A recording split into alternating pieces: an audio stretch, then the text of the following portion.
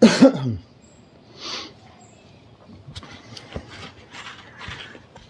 and welcome.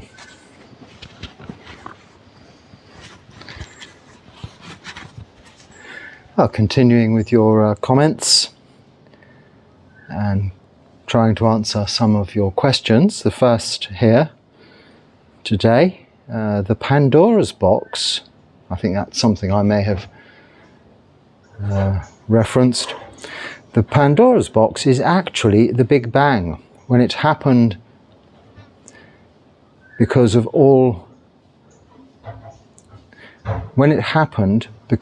that, all energy interactions started, and we are here with all evolutionary species and human problems.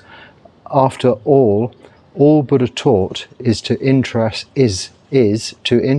with energy and subdue the reactions and move into zero or sunyata, the state before Big Bang. Sunyata means sunyata is emptiness in the Pali language, emptiness. No, that is not what the Buddha taught. The Buddha just taught there's suffering. That's it.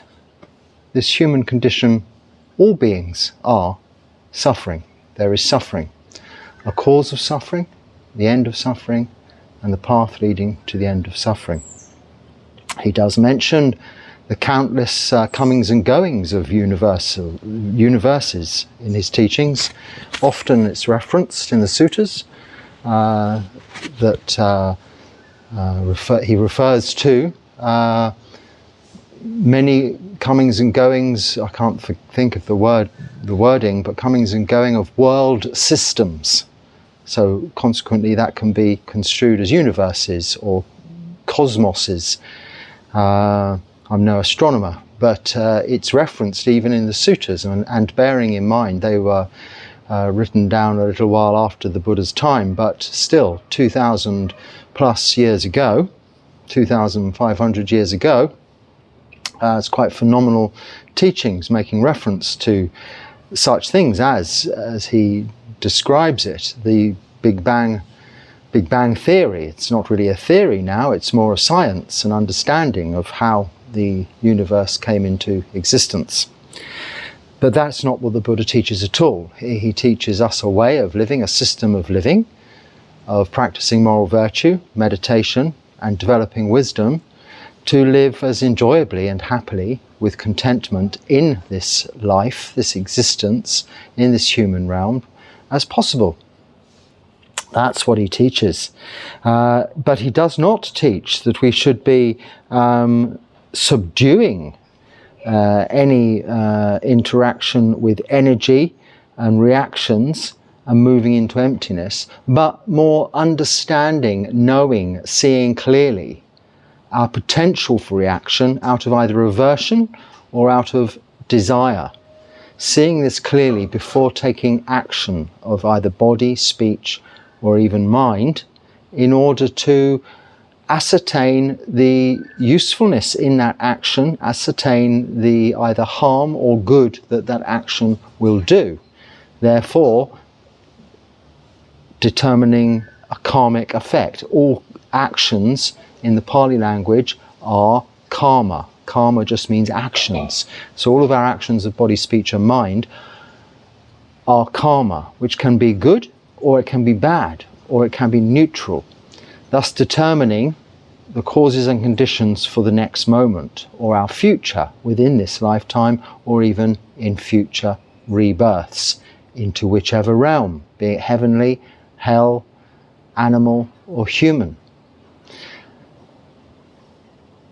Whatever your understanding or theory behind that is, which can only be experiential, we should only look at our own experience to determine how the results of our actions affect us, to see clearly how that might affect the distant future.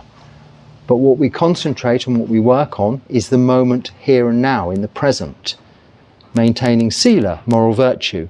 So making sure all of our actions of body, speech and mind are wholesome, are good, not breaking the 5 precepts: killing, stealing, sexual misconduct, lying, or taking of intoxicants. And then practicing meditation to let the body have time to settle and relax. Let the mind have time to settle and become calm. I've got these little wiry, sticky, spiky balls all on me. I'm not sure where they're coming from. I keep finding them. I think it's from my arms round in the morning. But it's it's wise for me to remove them because they might damage the cloth, which has been offered generously by, through donations from people. And I must look after, because I only have one set of robes. It's part of my practice. And that ensures that I look after very carefully my only form of clothing, these 3 robes: the lower robe, this upper robe, and the outer robe.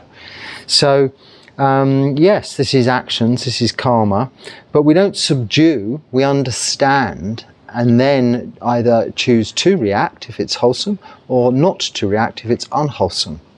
So Buddhism is not about suppression to find emptiness, it's to develop equanimity, behave equanimously. The word in Pali for that is upekkha, which comes as one of the 4 Brahma Viharas. It's also one of the 7 factors of enlightenment.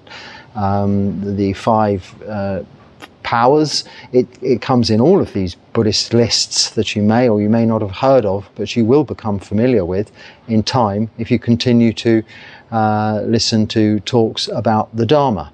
Often these lists are referred to, and they're a very good way to easily manage your mind and come to understand what the Buddha's getting at without having to learn off by heart long convoluted paragraphs in a foreign language. You can soon familiarize yourself with the essence, the core teachings of the Buddha, either through the chanting, is a very good means to help you learn, and also very enjoyable, and also very good practice for bringing about mindfulness and focus and concentration, as well as relaxation as a form of meditation practice in itself, whilst reciting reflections on the Buddha's teachings, whilst reciting aspects of the suttas. Chanting can be very beneficial in that sense. So this is what the Buddha taught. This is what Buddhism is about, and not quite what you've referred to there, you may have heard somewhere else or seen somewhere else. So I have confusion. I have a confusion between observing the breath and observing the inhaling and exhaling. So what is the breath then? I mean, that is the breath. You're inhaling and you're exhaling. This is breathing, and we can use that action of breathing out or action of breathing in the singular word, breath. So I'm not sure what the question is there. That's the same thing. So there's no confusion to be had there. Then you've got to say, so in anapana, so let's use the full term, anapanasati, mindfulness of breath, Pali word. Anapana is just breath. So if you say, so in anapana, actually we are, it's like saying, so in breath, actually we are. Well, you're actually saying, so in breath meditation or mindfulness of the breath. So use the full term. I know it's popular to say anapana, hi. Vipassana, I'm a Vipassana meditator. Hi, I'm a Anapana person. It's just identification with words that have become popular labels. But we must refer to what the teachings of the Buddha essentially are guiding us towards, and that is mindfulness of the breath, anapanasati, or in your own language, mindfulness of the breath. We are observing the airflow coming in and out. We're observing the actions of, or the action of inhaling and exhaling. Question mark. No, that is correct. No question mark necessary. I'm not sure whether this is a translation error. Please help me. I've not found my own answers yet for almost 2 years already. Well, I'm not sure what the questions are there. You seem to be observing the breath absolutely correctly there. You're noticing the breath coming in. And all the Anapanasati Sutta goes on to say, and I would encourage you to just read through that again, even if you read the shortened version in the chanting book, to observe breathing. As you breathe in, as you breathe out, notice, is it long, is it short, deep, is it shallow, is it coarse, is it subtle? Notice the quality of the breath. I like to always, it doesn't say in the Anapanasati Sutta, but bring my attention, my conscious awareness to the temperature of the breath, something you can readily notice. If you're in a cool environment, you'll notice as you breathe in, it's cool. You can really notice it as you breathe in, the cool air. As you breathe out, it's rather indistinguishable because the breath has come to the temperature of the body. If you're in a hot place like this, when you breathe in, well, it's kind of warm and humid and not so refreshing, but it's oxygenating the body, so you can see it as like a warm drink as opposed to a cooling drink, if you like, but it's still refreshing, it's doing the job. You can observe these characteristics of the body of air you're inhaling, the body of the breath, which is referred to in the Anapanasati Sutta. And that is what you're doing. So there's nothing more for you to really come to understand, other than that all that is your meditation object. And it is to be used as such, just observation of the breath. Now the rest is for you to try without over trying, so with just the diligent determination to maintain conscious awareness on that breath, the feelings of the breath. So really then mindfulness of the body, which is present, happening here and now in the present moment, rather than your mind wandering off into the future or back into the past. The past has happened and gone and can never be reclaimed. Memories are often also inaccurate. Or imagination about the future, which might not even happen. Staying here in the present moment is what the breath is anchoring you to, because each breath is happening right now. And it's only the one breath that your attention can be on. You're not going to be thinking about the last breath or the next. You're not controlling the breath. You're just observing. And that's all it is.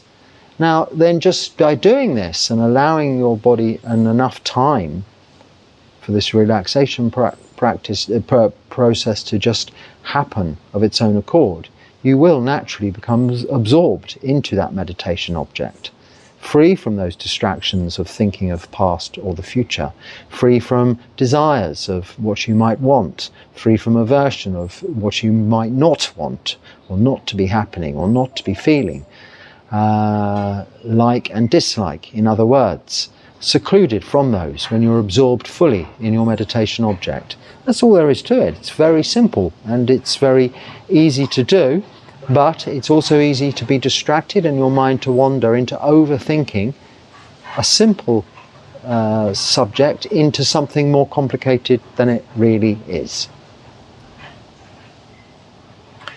So it says here, you get your own place, ? And it's big and it has swit, S-W-I-T, I'm not sure what that means, maybe it means sweet, plants. Where is this place and how do you get a swit place? So it's not my place, and I am in a very nice place. It's not actually that very big, it's just a room with a smaller room attached, which is the bathroom, if you like, the toilet. And it was an empty building, which was in a nice area, and I sort of expressed an interest, and someone said, yes, you can move in there, and they helped and got it sorted out, put back together again, made it habitable. I mean, a lot of people coming here might not find it so. It's very habitable for a monk, because we have very few and simple needs. But there's no furniture, there's no carpeting, it's not really decorated.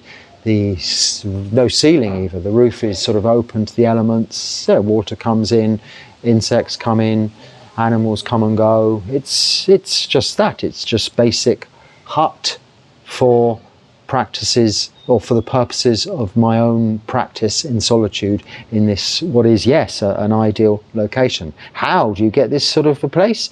It's not, so I say, you get your own place. It's a place where I'm staying alone, But we don't own anything as monks, and I could be required to move on at any time. You never know. It doesn't matter. Wherever we are, we can practice.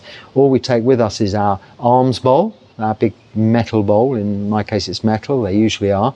And our 3 robes. And the other requisites are just our razor, water filter, belt, needle and cotton. And that's all we take with us. Of course, our necessary paperwork, passports and things. And I nowadays take these phones about with me too.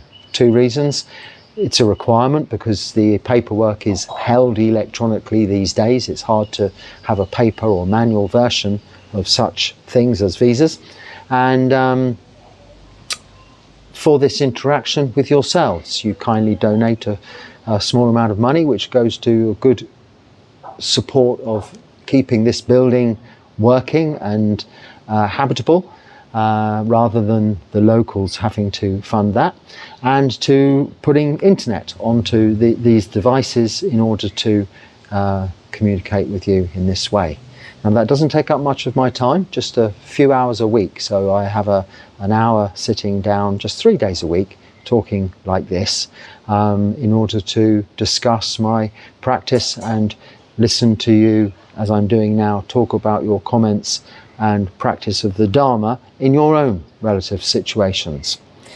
And there's not much different. We're going to be doing the same, like I was just describing with Anapanasati, breath, observing mindfulness of the breath meditation, is the same whether you're in somebody else's living room, living on their sofa, for instance, in a European country, or whether you're living in this empty building in this, not so remote, but fairly, I suppose, remote part of Sri Lanka here on the other side of the world. Observing the breath is the same wherever you are. The practice is the same. If you're a monk, what you own, what you have is the same. What you wear is the same.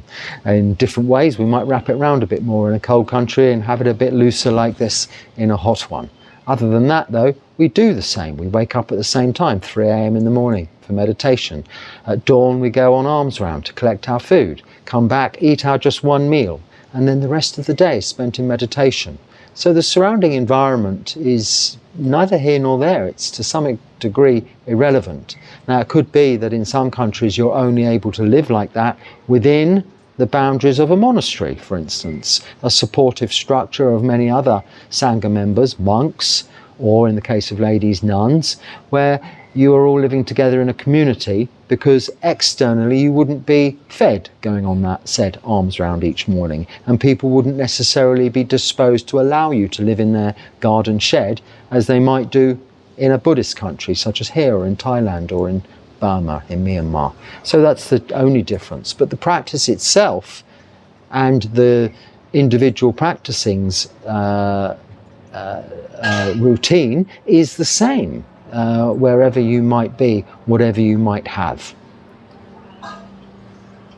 And where it is, I've just said it's in Sri Lanka, and that's good. I don't know what that word swit is. I'm guessing it's a typo, or it's maybe some modern slang. I hope it's not a rude word. I've never heard it before. I'll ask a question about my personal troubles. I'm so restless. Can you please give advice to me? So it's, there's worse problems in life. I don't want to belittle your restless your being restless or your personal troubles in any way, but to some extent do consider there are people with more problems than feeling a bit restless. I don't know exactly how one would describe or how you would associate your use of the word restless to your own circumstances, but usually it's this feeling of wanting to move on, wanting to do something, wanting to get somewhere. It's usually projecting your mind, your aspirations, your ambitions, but at the core of all that, really, your desire, but in this case what we call tanha, which is unwholesome desire, as opposed to chanda. These are 2 Pali words, which is wholesome desire. Say, chanda, wholesome desire, is the desire to meditate, the desire to read the sutras, the desire to give dana or go to the temple and practice devotional activities with with the Sangha or with other lay practitioners, to be kind, to be good, altruistic activities. This is a wholesome desire, but we split in Buddhism desire into two aspects: that, chanda, wholesome desire, and tanha, which is unwholesome desire, which is more akin to thirst or craving, and that you can associate with insatiable or unsatisfiable, trying to satisfy the unsatisfiable, to satiate the insatiable desires in life. So restlessness is usually associated with the desire to get somewhere else, to get something, whether it's go somewhere, acquire something, or vibhava, the word's gone in the Pali, but it doesn't matter. The desire to be, to become something, can often be associated with restlessness. Now, this is where the holistic overall practice of the Noble Eightfold Path comes into place. So with regards to your own personal trouble, if you're keeping the precepts, and with restlessness it's going to be difficult, but still try and meditate every day for as long as you can. One of the hindrances, and there are 5 to meditation, is exactly this: restlessness. Restlessness and worry. And we usually associate restlessness, that word, to be imagining and concern, wanting and aspiring to the future, and worry about things that have happened in the past, which are no longer worth worrying about. They've happened, it's gone and cannot be changed. So the practice of observing the breath, for instance, as we were talking about earlier, is to bring your mind into the focus in the present moment, here and now, not worrying about the past and not becoming restless about the future. So it's the practice of meditation itself that's going to help you be less restless throughout the rest of your waking hours. And also this could even be causing you not to sleep well. So get up, sit on the floor, practice meditation, watching the breath. Firstly, maybe it may need to be intensified. Maybe you'll need to count the breaths or something like that, without controlling them, but just to help you fixate your attention, your conscious awareness on the breath and the breath alone, rather than it wandering into the future, which is what's the basis of your restlessness, I would guess, because you don't give the background to what's perhaps causing it. But I would expect that restlessness is the same. It's always usually based on an ambition and a desire for something you don't have yet. But this kind of desire is tanha, because whatever you get and whenever you get there, or whatever you become, will never be enough. It's insatiable. You cannot satisfy that unquenchable thirst. The other word for it is just craving. See it for what it is, and it will weaken its strength, its ability to affect you. I mean, the other hindrance is a sensual desire, ill will, so aversion to things, so wanting and not wanting, then no finger there, so sensual desire, ill will, laziness, so tiredness, then it's restlessness and worry, which is kind of the opposite to laziness. At least it keeps you awake in your meditation, or keeps you from sleeping too much and allowing you more time to meditate in the night. And then finally is doubt, so not really having confidence in or not having the understanding of the basic core teachings of Buddhism, to be able to put those teachings into practice. So that, in that case, you go back to the teachings, listen to Dharma talks, read the suttas, and come to understand well the Four Noble Truths and the Noble Eightfold Path in the first instance, and then move into the other suttas as you can, and as you progress with your understanding, to extinguish any doubt. Well, sometimes make such videos around you. So I did once make a quick video of around me, and you're referring to that. You see, I mean, I don't do that. It's not my thing, as nice as that might be. There's plenty of other people making videos about Sri Lanka, and there's beautiful. There's even, you know, national television company, beautiful documentary programs about this very beautiful country.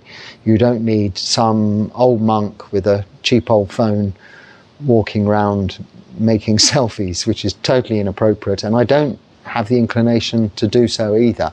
I just use this medium for this purpose, to exchange with you views on the Dharma and share with you my own experience of this practice in this form as a Buddhist monk, living here in this place, but not to show you the geography around me.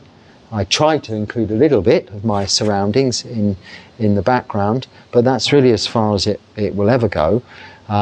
When I do first move to a place, I might give you a little show round, as I did here at some point, just to let you, or try and let you know. But if you go to Google Maps, you can Google Maps English Buddhist monk, and you will see exactly where I am, and you can see many other people's videos of the area and photographs of the area, including all the restaurants or hotels and places that tourists might go to, which are generally of more interest to people at large, but also all of the other places, the temples and the holy places in this country, which is very Buddhist to its core in that sense, and they're all there. So just search online.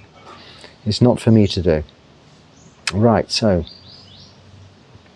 now this is very long, it doesn't fit in on the screen, so I'll try and remember and sum up what it is. So I'll just remind you, if you write a great long comment,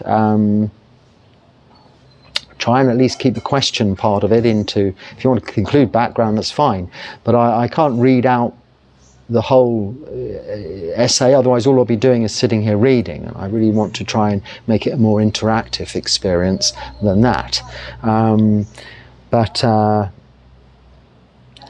essentially, I think what you're doing is highlighting all the problems with worldly life and samsara. And you know, there's something, I think it's 8 billion people on the planet now. So although you feel very unique in those unique problems, they're not unique, and you are not unique. Each and every one of us living on this planet, human beings, are experiencing exactly the same. And most of them, the majority, it has to be said, have never heard the Dharma or of Buddhism. Those that have will see those distractions in a brighter light, more clearly as what they are, just distractions from the practice of seeing clearly the true nature of existence, being impermanence, unsatisfactoriness or suffering, and not self or out of our control. That is Buddhism in a nutshell, really, and what you need to understand to extinguish doubt, and then be able to practice meditation to then, what you go on to say is, I know that Nibbana is something that I deeply want, and I'm going to commit myself 100% to the practice. What would you suggest I do to get a taste of this? So my mind feels inclined and naturally lets go of the sense pleasures and turns to solitude and renunciation, rather than it being more of a forcing decision. If you begin on the Noble Eightfold Path and you adhere to its direction, you will and can attain to Nibbana in whatever form, and it will and probably will move you towards a life more of renunciation and solitude in the process of that practice. And that practice is keeping the 5 precepts, essential, all 5.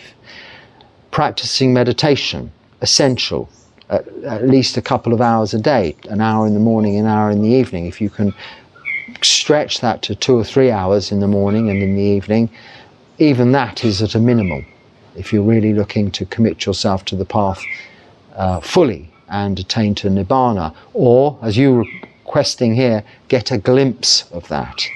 The way you'll get a glimpse of what Nibbana is through deep absorbed states of meditation we call jhana. You will only do that if you are practicing samadhi. So the Noble Eightfold Path can be summed up as sila, moral virtue, samadhi, which is meditation or concentration, and panya, wisdom. It isn't, though, panya an intellectual acquisition of knowledge.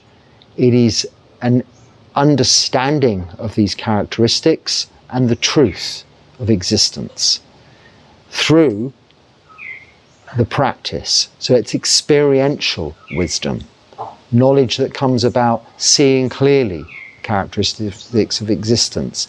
And all of this can be seen in the crucible, the little focus of attention. A crucible is a little bowl they used to fire up metal or ore to smelt metal from rock or whatever like this. It gets very hot, so it really focuses of attention in a boiling pot, if you like. That is samadhi. This is where you really bring everything into the center to focus your attention on the truth and see clearly the nature of existence. This is the wisdom we're looking to develop, and this is only done in samadhi, in meditation. So this is what you should be doing, and you're asking what I suggest. Just that. Keep meditating, keeping the precepts, and this in turn will help you to develop this wisdom. And if there's times when you have been meditating and you have a need for some other activity, keep that restricted to the Dharma. Listen to Dharma talks, read the suttas, practice some chanting, or practice walking meditation as part of your meditation as well, to give yourself a little break. But this is what you do. You don't have to ordain to do this. You can separate from your work life, your social life, your family life, some time within your day by sleeping less, by eating less, maybe at least once a week or once a month, or on a specific occasion of your choice, expand from 5 precepts to 8 precepts. So remaining celibate, refraining from any form of entertainment, any beautification, any wearing of jewelry, makeup, just basic comfortable clothes for meditation, and not eating in the afternoon. Sit on the floor, dispense with the use of the comfortable furniture on these occasions, and if you can, on all other occasions also, where you can use some or all of these 8 precepts, will only be supportive to that ultimate, what you say you're very determined to do, 100% goal of not wanting to achieve nirvana, but you will experience it through this practice. This is what the Buddha teaches us. It isn't something to, it's not it is the reward, but it isn't a destination. It isn't a medal. It isn't a gold star. What it is the very nature of what we already are and have lost sight of through all of the clutter and distracting causes and conditions we call life, or in Pali samsara, worldly existence. It's very difficult to see nirvana, but it's always there. It's the natural state. But like clear water that's all full of muck, you have to allow it to settle, stay still, and in time the muck will sink to the bottom and the water will once again become clear. And this way you'll see Nibbana.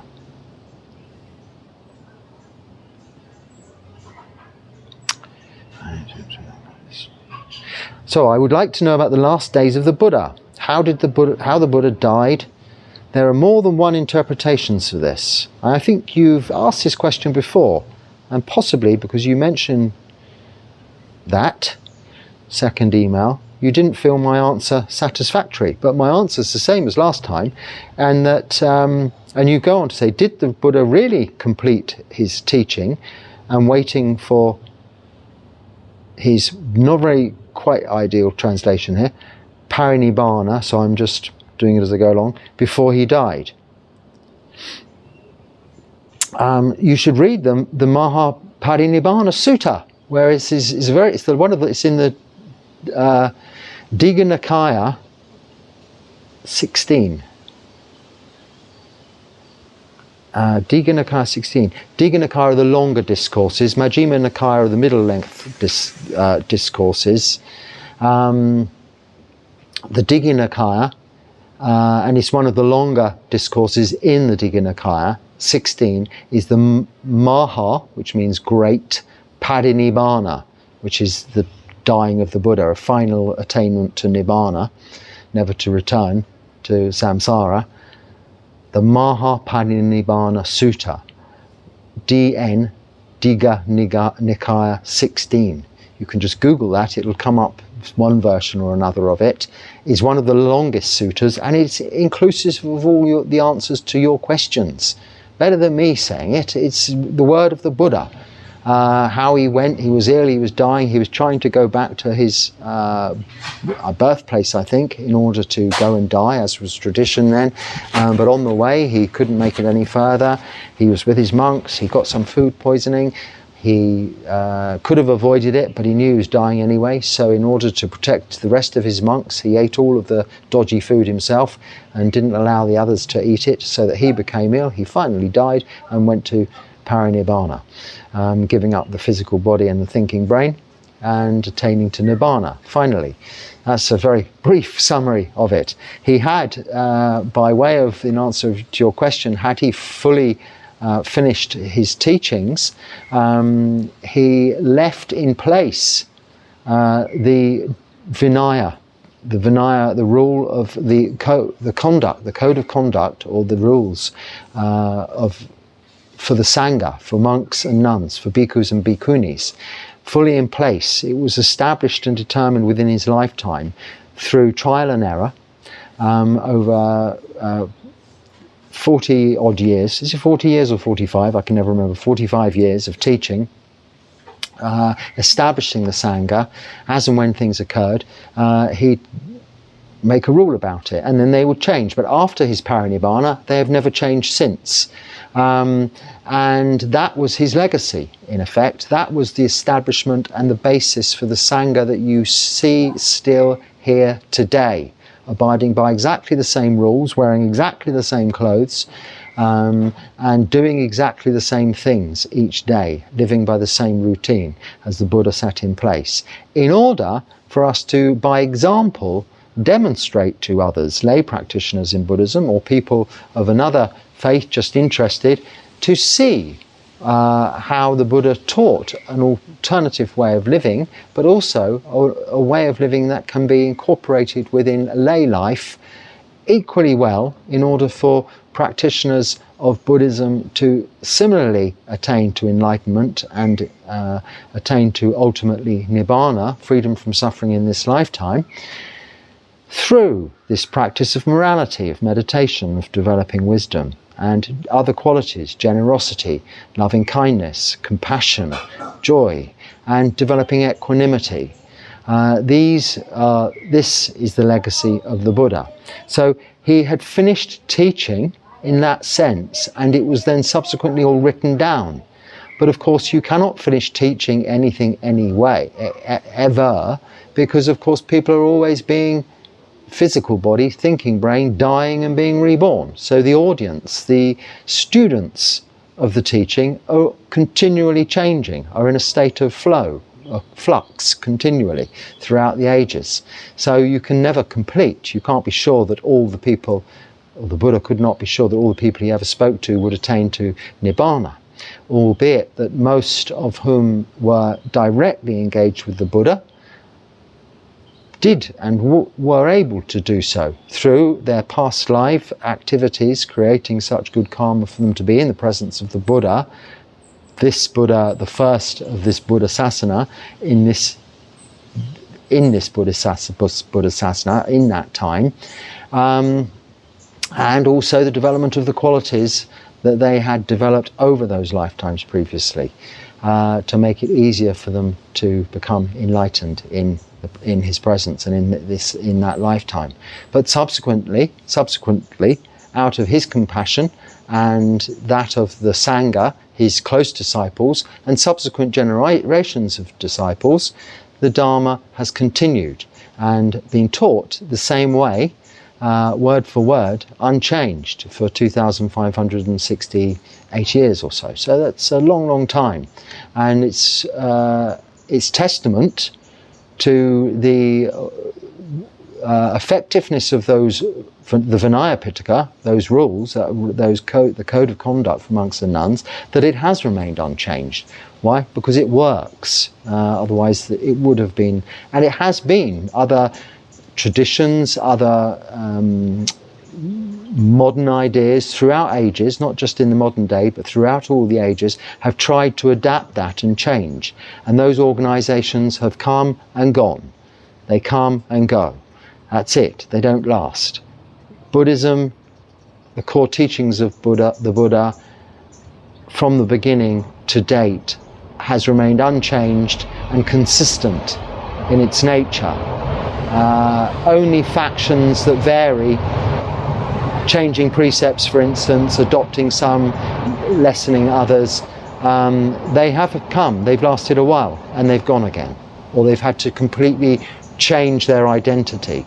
They may still be here, but the origins of that organization is nothing compared to, is totally different. It's like you see companies coming and going, or organizations coming and going, or governments coming and going, even countries coming and going, and constitutions coming and going. The Buddha Sasana has remained intact. So, in answer to that final part of your question, yes, he did attain that. He did manage to finish his teaching. Otherwise, it wouldn't still be working here today. But you should, for the whole story, read the Parinibbana Sutta, the Maha Parinibbana Sutta.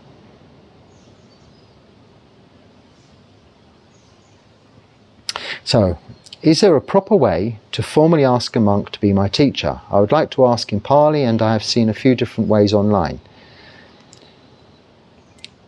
And then you refer to the Pali terminology there, and that it's from the tradition in Sri Lanka. And you're then also saying about what you would offer and such like, white towels and flowers and things like that. Now the thing is, you see, there isn't actually in the suttas anything formally set down to ask of a teacher, other than each time you ask a monk for teachings, there is a formal request, which comes from the suttas and is in the chanting books, for a, say, Dharma talk. And also when taking refuge in the Triple Gem and taking the precepts, there is a formal way of doing that. This is in the core teachings of Buddhism worldwide, the same. But then in different Buddhist countries and in other Western countries, other traditions, other schools, other geographical locations, they all have their own cultural influences. So even living here in Sri Lanka, I don't know the cultural influences here, because I continue with the same practice, which is really the universal practice of the ordination I've taken, which is the same everywhere. And the teachings of the Buddha in the suttas, which are the same everywhere, in the southern school, that is, the Theravada tradition, and all branches thereof, or those using the Pali Canon in at least its form, the Tipitaka, the three baskets, the Vinaya Pitaka, the Sutta Pitaka, and the Abhidharma. I don't really include the Abhidharma as much. I mean, I've read it, but it's of no particular use to me. I'm fully content with the teachings contained in the sutta, which are representative of the word of the Buddha, as opposed to commentaries thereon, which is really, although it has different ideas about it being the higher teachings that the Buddha gave to celestial beings, including his stepmother and his mother and such like. But nevertheless, the fact of the matter is, all of the teachings are there in the suttas for everyone. And for monks and nuns, the Vinaya Pitaka is the code of conduct for us to practice by, in order to attain to enlightenment within this lifetime, if that's what we're aspiring to do.